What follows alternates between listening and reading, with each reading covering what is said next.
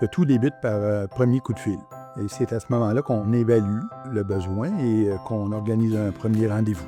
Et dépendamment de la provenance de l'enfant, parce que bien sûr, on sert des enfants dans le Grand Montréal et dans la province de Québec, mais il y en a hors province et il y en a même à l'extérieur du pays. Ceux qui voyagent de loin sont souvent accompagnés par des conducteurs Shriners. Dès le départ, ça donne le ton à la magie. Ça commence à la réception avec l'accueil. C'est fantastique. Les gens se rendent compte qu'ils sont accueillis avec chaleur, avec compassion, mais ils voient aussi l'environnement humain qu'on a à l'hôpital. La recette Shriners, la compassion, l'humanitude doit faire partie de l'équation. So from the moment you enter the door, many people say you feel differently when you walk into a Shriners Hospital. And that comes from the reception greeting, from the tailored care, from trying to coordinate services, to trying to ensure that you have as little disruption to your everyday life as possible. And that we understand your need. We understand that there are other pressures at home, that there are other demands on your time, but that you need to also care for a child that is in need of specialized treatment. So we try to go along with our patients and families in that journey and do it together. C'est des enfants qui sont complexes, tu sais, qui ont beaucoup de problèmes. Des fois, c'est pas juste orthopédique, ils ont besoin d'autres choses. Ils ont besoin des orthèses, ils ont besoin qu'on analyse leur démarche, tu sais. Et toutes ces choses nous aident à mieux planifier pour le patient, pour l'aider plus. Alors, pour rendre leur vie plus facile, on a tout très proche d'ici. C'est très important pour l'enfant et ça enlève l'angoisse pour le parent, ça diminue le stress. Vraiment, c'est idéal pour nous. On était chanceux de savoir qu'il y a le traitement pour cette condition ici avec Shriners et ils nous ont dit qu'il y a un osteogenesis imperfecta, que c'est le type 5. C'est rare, mais c'est pas si pire que les autres types qu'ils ont.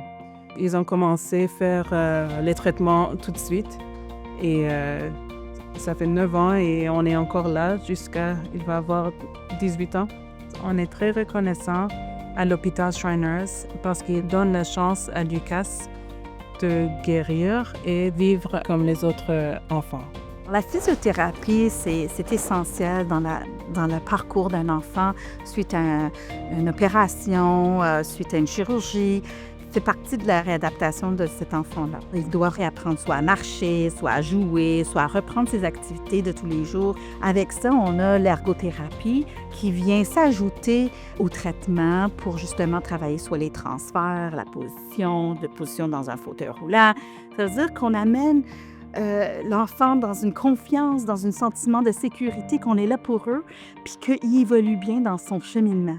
Ici, c'est comme ma deuxième maison et c'est comme ma famille. Je me suis vraiment sentie comme une fille qui allait être prise en charge, comme si ça allait être mes parents. Je connais quasiment tout le monde. Ici, au Shriners, j'ai fait de l'ergothérapie, de la physiothérapie. J'ai aussi des opérations pour mon bras et ma jambe pour m'aider à marcher parce qu'au départ, j'étais pas supposée marcher ni parler.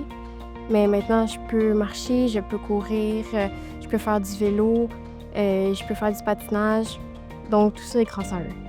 I think families should know is that it's all around holistic care.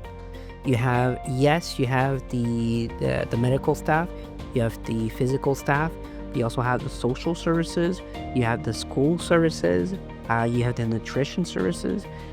So you don't get a care specific to the actual condition, but really everything that goes around.